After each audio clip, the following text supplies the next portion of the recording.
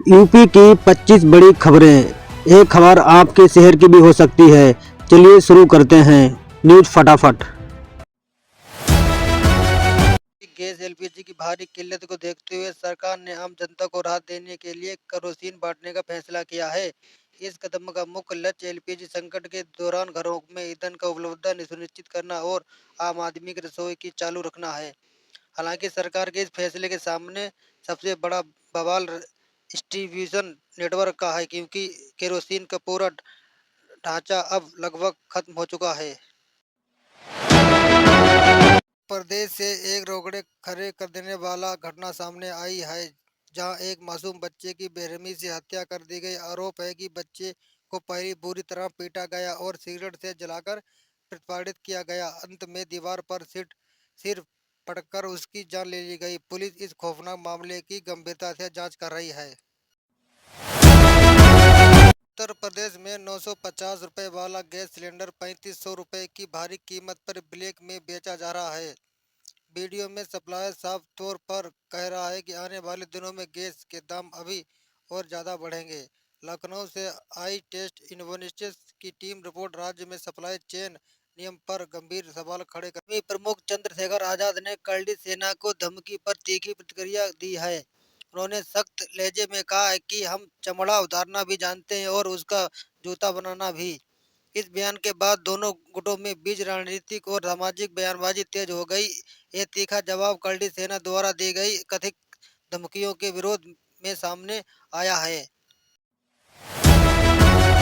नेता की शादी ने परिवार की खुशियों की जगह मातम में फैला दिया है। शादी के बाद घर का माहौल गमगीन है और उनकी मां का रोकर बुरा हाल है। मां ने भावुक होते हुए गुहार लगाई कि उन्हें अपनी बेटी हर हाल में वापस चाहिए। सोशल मीडिया पर चर्चा रहने वाली मोनालिसा यह मामला अब काफी गंभीर मोड़ ले चुका है।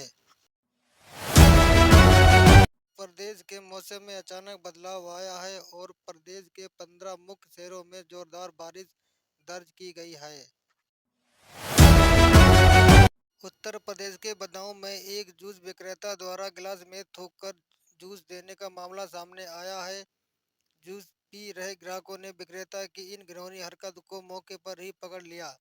इस घटना के बाद स्थानीय लोगों को ग्राहकों से दुकान पर जमकर विरोध प्रदर्शन और हंगामा किया। सूचना मिलते ही नई पुलिस मामले की जांच में जुट गई ताकि खाद्य सुरक्षा के स्वच्छता से खिलवाड़ करने वालों को सख्त कदम उठाए जा सकें। आगरा में एक सिपाही पर शादी का झांसा देकर महिला को 4 साल तक लिव इन में रखने और शोषण करने का गंभीर आरोप लगा है। पीड़ित महिला ने सोशल मीडिया पर एक वीडियो पोस्ट कर अपनी आपबीती सुनाई और आरोपी के खिलाफ सख्त कार्रवाई की मांग की है।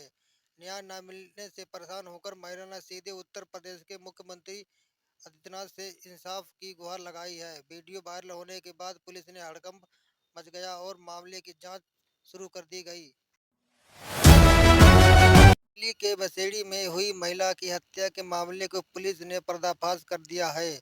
पुलिस जांच में सामने आया है कि महिला की हत्या आपसी रंजिश से चलते की गई है।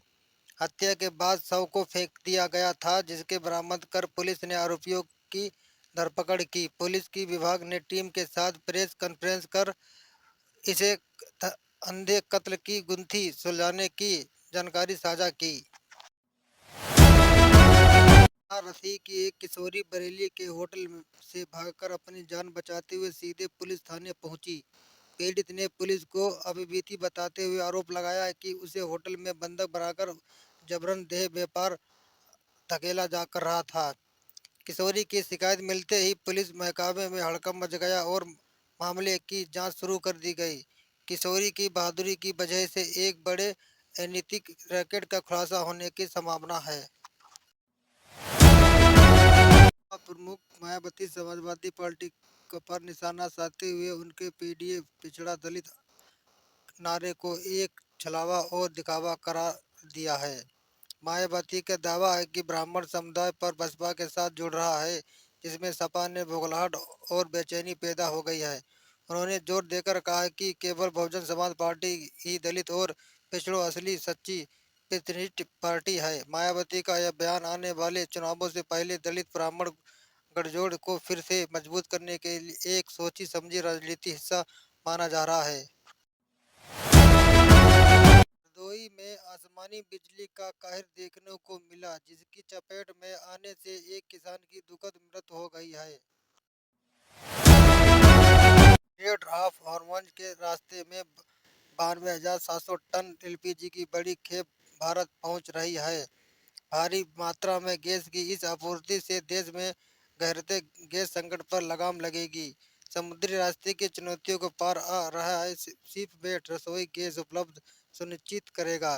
गैस की कमी दूरी होने से आम आदमी गृहिणियों को सिलेंडर के लिए हो रही किल्लत से बड़ी राहत मिलेगी। भारतीय हत्याकांड की गुत्थी सुलझाने हुई पुलिस ने सनसनीखेज खुलासा किया है कि पिता ने ही अपनी बेटी की हत्या की थी। प्रारंभिक जांच में हत्या के पीछे वजह चौंकने वाली बताई जा रही है, जिससे पूरे इलाके में स्तंभ कर दिया है। आरोपी पिता पुलिस हिरासत में ले लिया है और घटना में इस्तेमाल हथियार व अन्य साक्ष्यों को बरामद करने की कोशिश जारी है। इस क्रूर वारदात के सामने आने के बाद स्थानीय लोगों में गहरा आक्रोश और न्याय की मांग उठ रही है। भारतीय जनता पार्टी के एक दिग्गज और वरिष्ठ नेता का आज निधन हो गया है, जिससे पार्टी ने अपना एक मार्गदर्शक खो दिया है। इस दुखद खबर के बाद पूरे राजनीतिक गलियारे में शोक की लहर दौड़ गई और विभिन्न दलों के नेताओं में शोक व्यक्त किया है।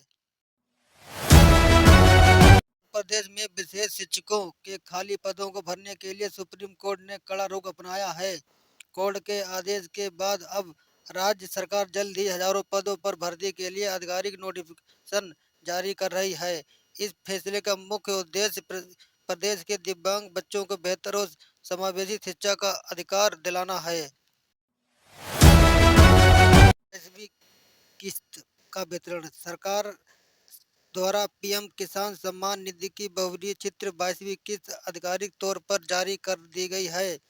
उत्तर प्रदेश के हरदोई जिले में इस योजना तहत कुल 6.11 लाख किसानों को लाभान्वित किया गया है। किसानों को बैंक खातों में कुल 122.28 करोड़ रुपए की धनराशि सीधे डीबीटी के माध्यम भेजी गई है। उत्तर प्रदेश में फ्री राशन का वितरण शुरू हो गया है, जो 28 मार्च तक जारी रहेगा। इस बार लाभार्थियों को गेहूं और चावल के साथ बाजरा भी दिया जा रहा है। कार्ड धारकों को उनकी पात्रता के अनुसार निर्धारित मात्रा में खाद्यान्न उपलब्ध कराया गया। उचित दर की दुकानों पर ई पास मशीनों के माध्यम से वितरण प्रक्रिया पूरी की जा रही है। पीएसआई भर्ती परीक्षा में पंडित शब्द से जुड़कर विवाद को लेकर मुख्यमंत्री योगी आदित्यनाथ ने कड़ा रुख अपनाया है। सीएम ने सभी भर्ती बोर्ड को स्पष्ट निर्देश दिए हैं कि भविष्य में होने वाली परीक्षाओं की शुचिता और गरिमा को पूरा ध्यान रखा जाए। विवादित सामग्री व शब्दावली के मामले में जवाबदेही तय करने की पारदर्शी प्रक्रिया सुनिश्चित करने पर जोर दिया है। प्रदेश योगी सरकार ने 1 लाख युवाओं को आधुनिक डिजिटल विकल्प सिखाने का अभियान शुरू करने जा रही है। इस पहल का मुख्य उद्देश्य प्रदेश के नौजवान और तकनीकी रूप से सक्षम बनाकर उन्हें आत्मनिर्भर बनाना है। ट्रेनिंग पूरी होने के बाद युवाओं के लिए आईटी और डिजिटल सेक्टर पर रोजगार नए अवसर उपलब्ध होंगे। इस योजना के युवा न केवल नौकरी पाएंगे, बल्कि डिजिटल क्रांति से युग में नए भारत का नेतृत्व भी करेंगे।